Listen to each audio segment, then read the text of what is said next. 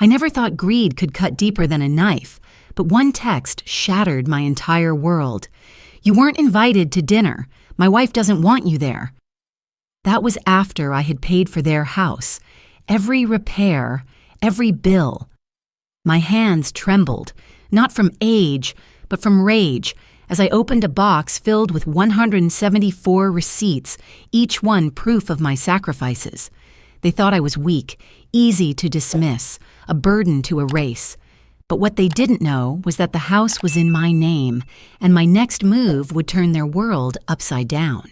I always thought my retirement years would be gentle, filled with books, the scent of freshly baked bread, and afternoons tending roses in the small garden behind the house. My name is Margaret. I am 68 years old, and I spent nearly 4 decades teaching children how to read and write, believing that patience and kindness could shape a better world. When I finally stepped away from the chalkboard and the endless stacks of graded papers, I pictured myself surrounded by family, especially the laughter of grandchildren. That was the dream that carried me through long nights and aching joints. My son Thomas was the center of that dream. At 37, he had a promising job, a wife named Rebecca, and 2 children who were the lights of my life. When he first told me he wanted to buy a house, my heart swelled with pride. He wanted stability for his family, a place of their own, something I had always longed for him to have. But the truth was the down payment was steep, and they were struggling. Without hesitation, I wrote the check. I didn't think of it as a sacrifice. I thought of it as love, the kind of love a mother naturally gives. Rebecca, in those early days, seemed like the perfect daughter-in-law. She called me Mom, insisted I join them for dinners, and praised my cooking as if it were a gift. When she placed her hand on mine and said, "We're so lucky to have you," I believed her. I convinced myself that all the money I poured into their mortgage, the renovations, even the children's school tuition, wasn't just financial support. It was the cement holding our family together. I told myself I was building not only a house, but a future where I belonged. The house itself became my pride. Every corner had a piece of me in it. The polished wood floors I had paid for, the garden I planted with my own hands, the swing set in the backyard where I watched the children play. When neighbors passed by and commented on how lovely it was, Rebecca would smile graciously, and I felt a secret thrill, as though I had succeeded not just as a mother, but as a human being. But even in those warm moments, there were tiny shadows. Sometimes, when I caught Rebecca's eyes, there was something in them that unsettled me. A flicker too sharp, too calculating, quickly hidden behind a smile. I brushed it off. I wanted to believe she loved me, that I wasn't just tolerated. Yet late at night, when I sat alone in my room, I would remember those glances and feel a chill I couldn't explain. Family dinners had once been a ritual. I would bring fresh pies, homemade casseroles, and we would sit for hours talking about nothing and everything. But gradually, I noticed a change. The table grew smaller for me. Invitations grew less frequent.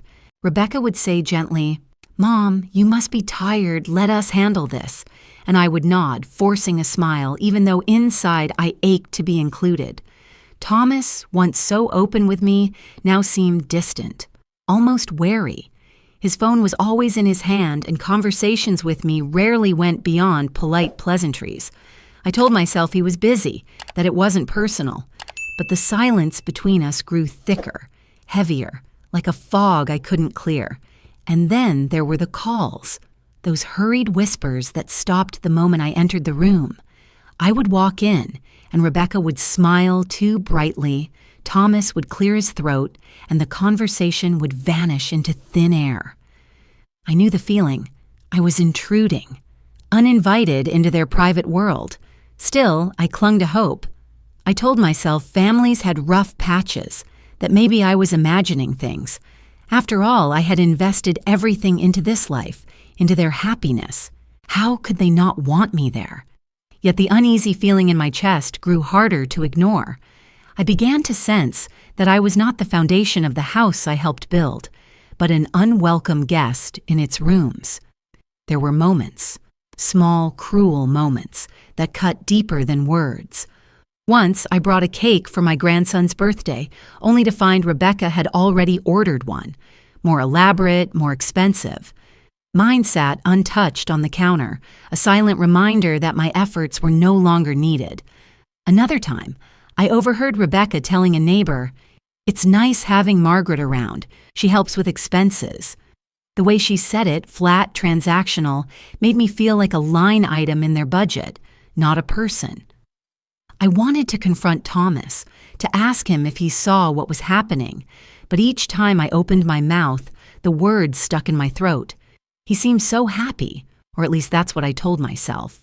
And I was afraid of breaking the fragile illusion of family I had worked so hard to preserve.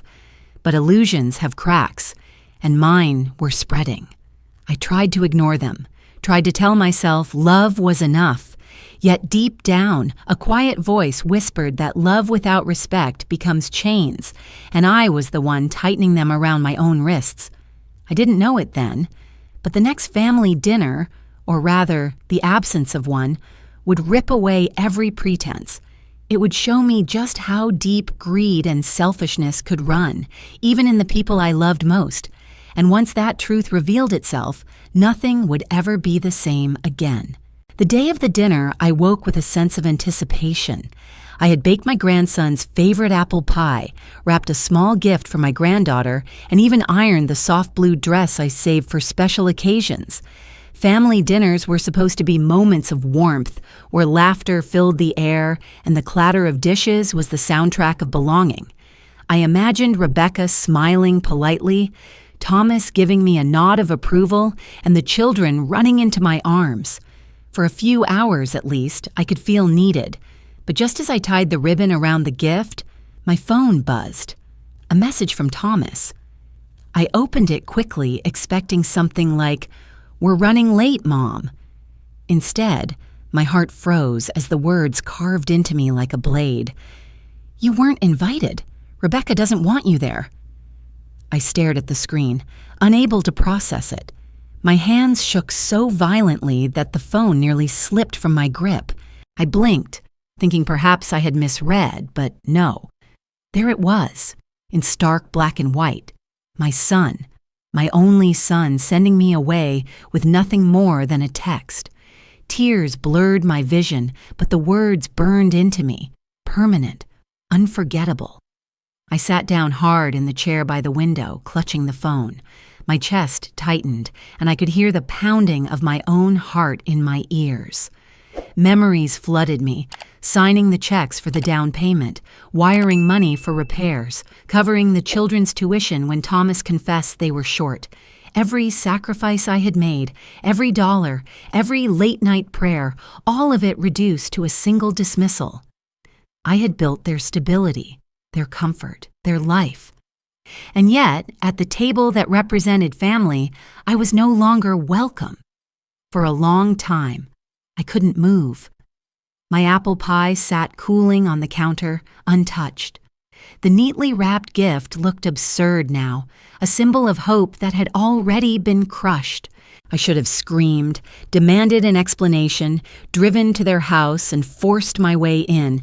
But instead, I typed a single word, "Okay," and I pressed send.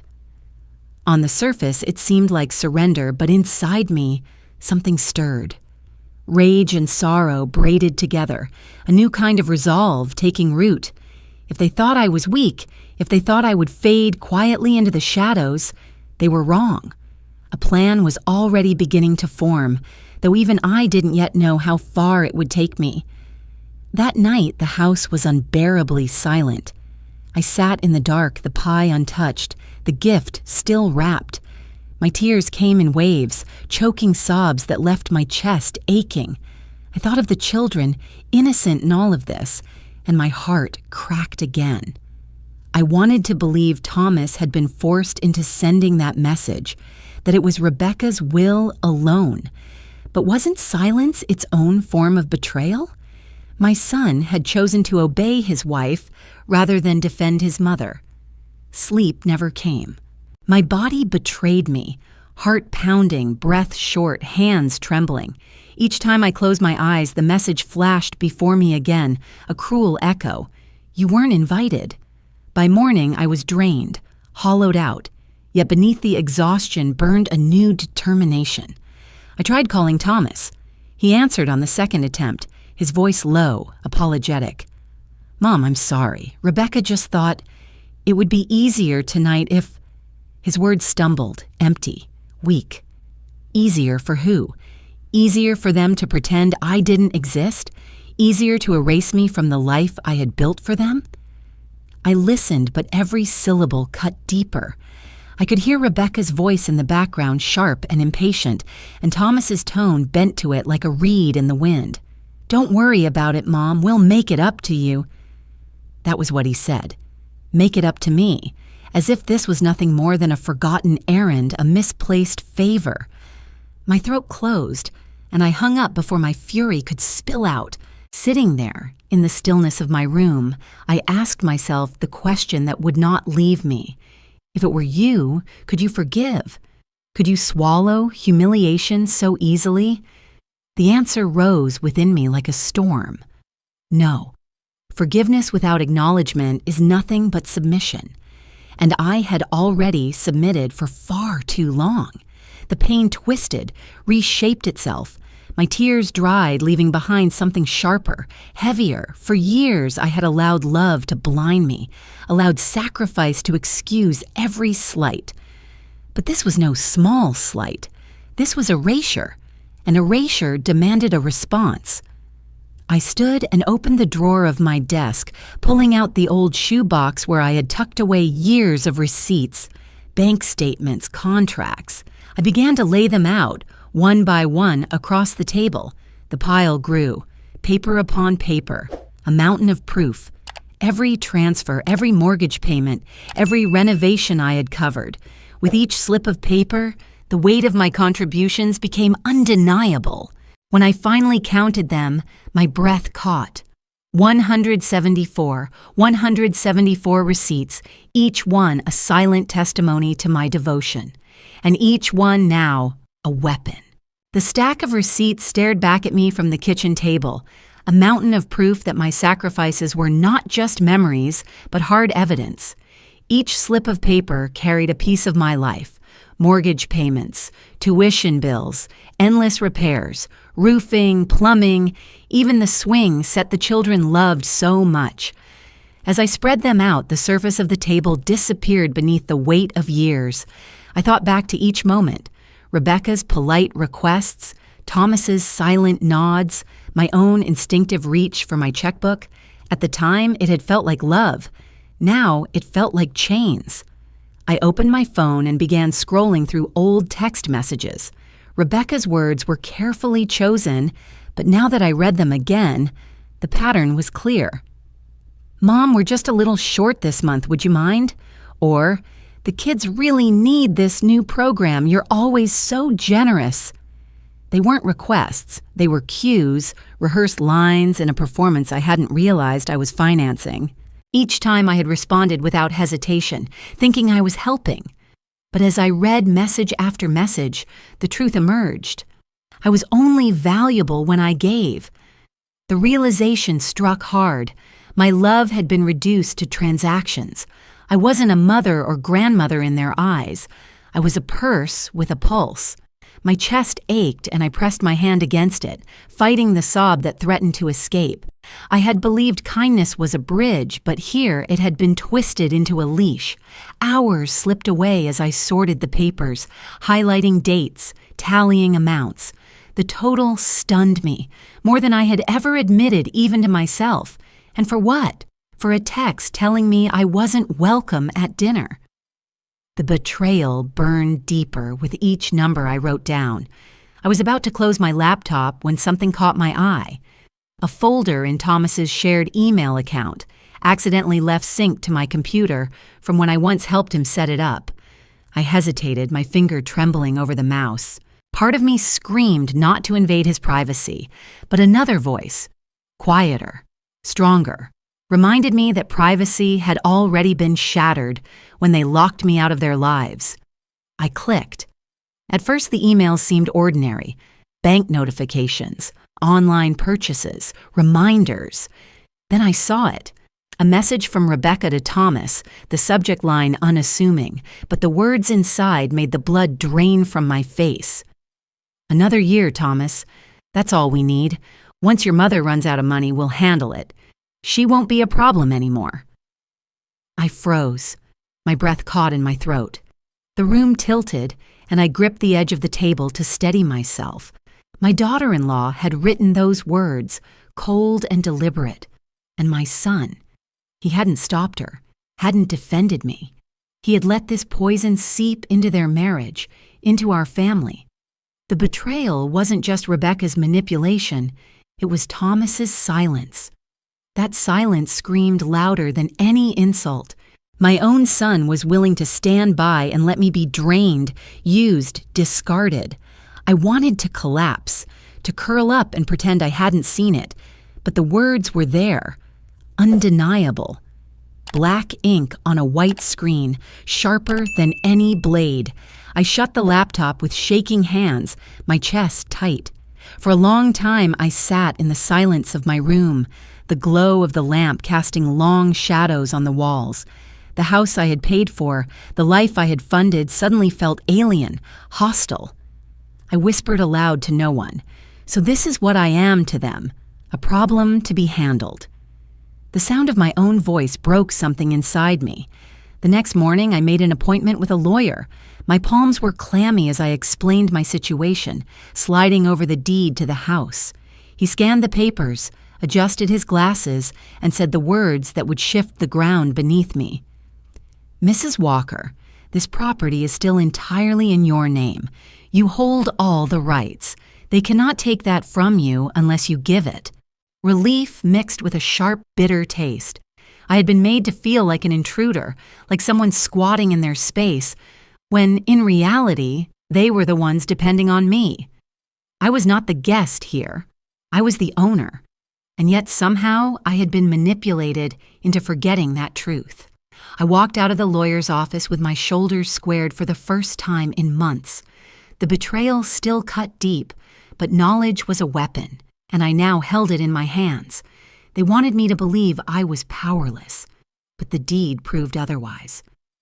That night, I returned home and stood in the center of the living room, the receipt spread once more across the table. I looked around at the walls, the furniture, the very foundation of the house, all of it mine.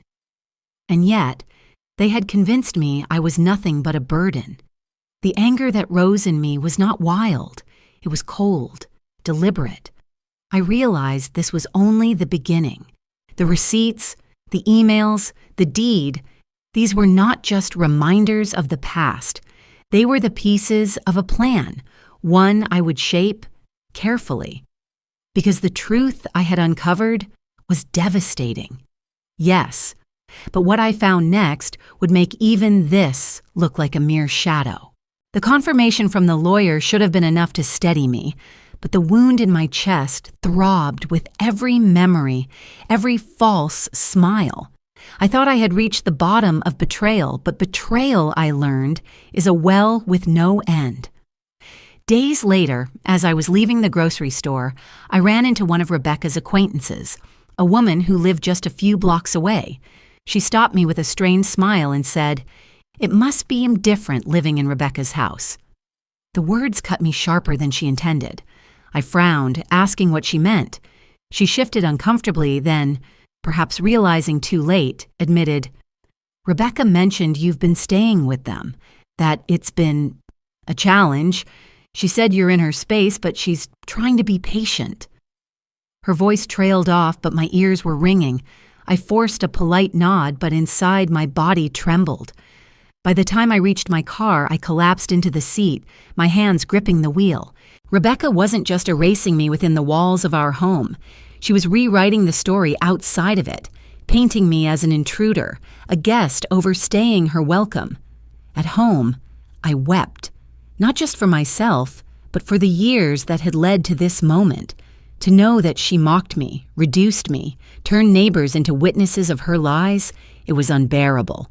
And yet, in the pit of despair, a new thought emerged. This wasn't clumsy selfishness. It was deliberate. A campaign. She had taken my generosity and twisted it into something humiliating, all to elevate herself. It was then that I saw her clearly. Her greed was never just about money. It was about control, about status. She couldn't stand the thought of sharing space with me, of acknowledging that her home wasn't truly hers.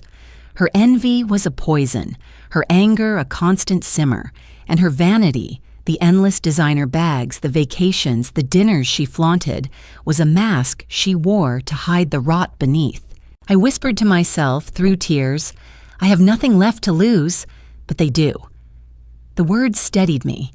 They gave me purpose. The next morning, I acted.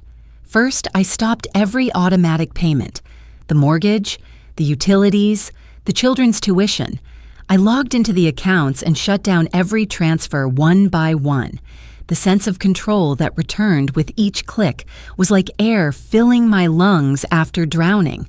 For the first time in years, I wasn't bleeding myself dry. I was reclaiming what was mine.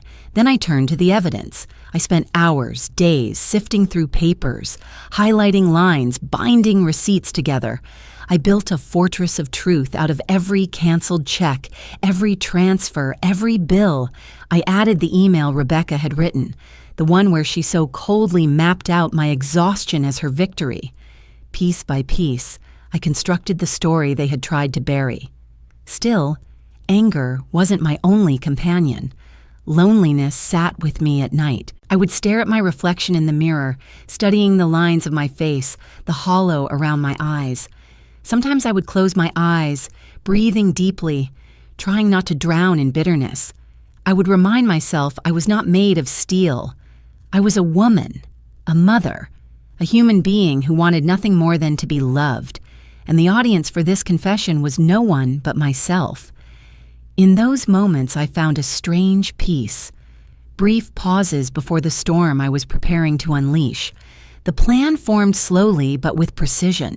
I would not scream or beg. I would not storm into their home demanding acknowledgement. That was what they expected.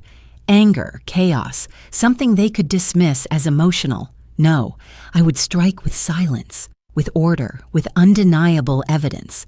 I decided the confrontation would happen on neutral ground, somewhere they could not turn away. The church where family gatherings had once felt sacred, where their own faces would betray them under the eyes of those who knew us. I imagined it in detail. Thomas and Rebecca sitting across from me, confident in their lies, unaware of the folders stacked neatly by my side. The congregation hall would be quiet, every word echoing.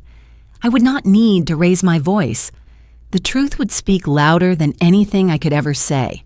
But as I rehearsed the plan in my mind, I smiled faintly to myself, because there was one last piece, one secret they didn't know. It wasn't just the receipts, the emails, or the deed. I had a move they would never anticipate, one that would rip the mask off completely.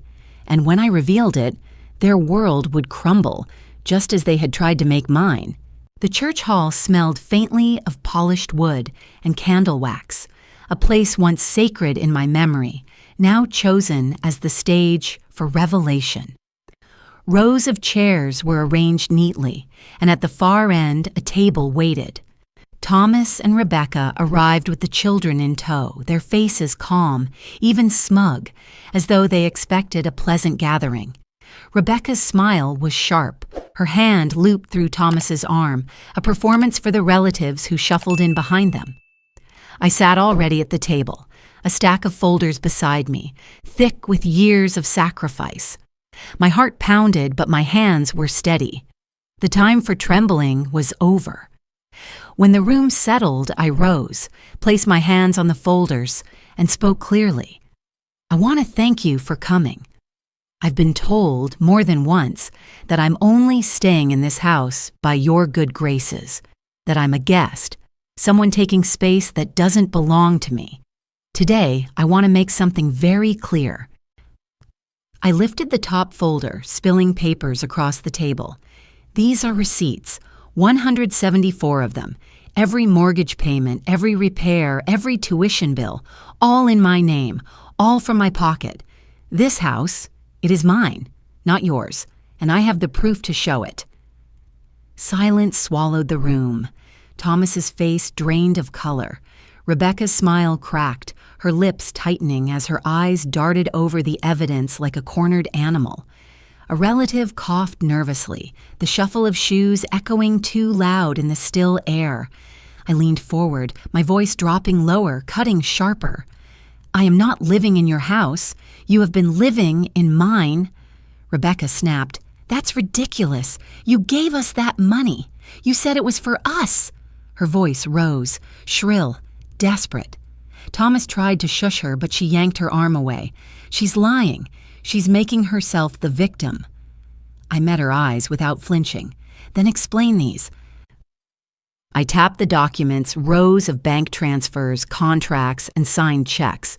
The truth sat in black and white, undeniable, heavy as stone. Thomas's hands trembled as he reached for a paper, scanning it quickly before dropping it like it burned. His lips moved, but no words came out. I stayed silent, I continued, because I wanted to believe love was enough. But love without respect is slavery, and I am no one's slave. Gasps rippled through the relatives gathered at the back. Rebecca's face flushed crimson. "You're twisting this," she hissed, but her voice faltered. I straightened, letting the quiet stretch, letting the weight of my words press down on them all. "You thought you could erase me, but I have one more truth to share." I reached for a final envelope and placed it on the table. "This is the deed. The house remains in my name, but I've made a decision. It will not go to Thomas. It will not go to Rebecca. It will not even stay in this family. As of this morning, it belongs to a charity foundation that builds homes for families who truly need them." The room erupted. Rebecca shot to her feet, knocking her chair backward. "You can't do this," she screamed, her voice breaking into a raw edge. Thomas stared at me, his eyes wide, mouth opening and closing like a child lost. "Oh, but I can," I said softly, and I did. Gasps, whispers, the shifting of feet filled the hall. The perfect mask Rebecca had worn for years shattered completely. Fury twisted her features, her hands clenched into fists. She looked at Thomas, desperate for him to say something, anything, but he stood frozen, pale and shaking. "You've ruined us," Rebecca spat. "You selfish, bitter old woman! After everything—" I cut her off, calm but cold. "After everything I gave, after everything I was erased. This is not ruin, Rebecca. This is justice." The relatives avoided her gaze, their judgment heavy. In a single moment, the balance had shifted. No longer was I the burden, the uninvited guest. It was they who stood exposed, their greed and cruelty stripped bare. I gathered the folders into my bag, my movements measured. My heart ached, not with regret, but with release. For the first time in years, I was free. As I walked toward the door, the murmurs of shocked relatives trailing behind me, I heard it. Thomas's voice, soft, trembling. "Mom, wait." I paused, just long enough to feel the weight of the words settle in the air. Then I shook my head gently, without looking back, and stepped into the sunlight outside.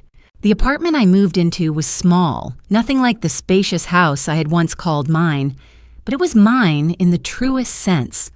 No whispers behind my back, no eyes that judged me, no footsteps that resented my presence. Just me, my books, the scent of fresh bread cooling on the counter, and a window that opened onto a quiet courtyard. For the first time in years, I breathed freely. Thomas called. Then he texted. At first, I ignored the messages, my heart too raw to bear his voice. But persistence wore through, and one evening I answered. His voice cracked with something I had longed for. Remorse. "Mom, I'm sorry. I didn't stop her. I should have. I was weak." The words I had begged for in silence finally came, but instead of mending me, they left me hollow. His regret was real. I could hear it, but it was late. So terribly late. Rebecca disappeared from our lives without ceremony. No messages, no apologies, not even anger anymore. Just absence. Perhaps shame consumed her, or perhaps pride wouldn't allow her to face those who now saw her stripped bare. Either way, she was gone, leaving Thomas with pieces he could not put back together. I did not hate him. I pitied him. He had built his life on silence, and silence had cost him everything. I, on the other hand, was rebuilding, not with money or sacrifice, but with something purer. At church, I found companionship in women my age, some with stories like mine, others with scars I couldn't see but could sense. We laughed over shared meals, planted herbs in the community garden, and prayed together, not for what we had lost, but for what we could still become. Slowly, I was no longer Margaret the mother or Margaret the burden. I was simply Margaret. That was enough. One warm afternoon, I sat in the courtyard garden, a book in my lap, sunlight filtering through the leaves. The air smelled of lavender. For the first time in years, I smiled without forcing it. The peace was quiet, but it was real, and as I turned the page, I felt whole. Yet sometimes, in the silence, the question still crept in. If I had forgiven earlier, would things have been different? It lingered like a ghost, tempting me to imagine another path. But then I remembered the email, the whispers, the lies told to neighbors. Forgiveness cannot rewrite history, and I deserve better than to live chained to people who fed off my love while erasing my worth. I learned to let the question float away like smoke, leaving behind only the truth. I had survived. In time, the narrative shifted inside me. I no longer thought of myself as the woman uninvited to dinner. I thought of myself as the woman who walked away, the woman who reclaimed her voice, the woman who chose dignity over submission. Love without boundaries, I realized, is not love. It is surrender. I had surrendered for too long, believing sacrifice would buy respect. It never did. Respect is not purchased. It's not. It is demanded, protected, and lived. That was the lesson carved deep into me. If you have ever been told you are too much or not enough, if your sacrifices have been dismissed, know this: they mattered. They always matter. The fault is not in giving. It is in giving to those who only take. I gave everything I had to Thomas and Rebecca, and they tried to erase me, but they failed. Because the truth is, my worth was never theirs to decide, and neither is yours.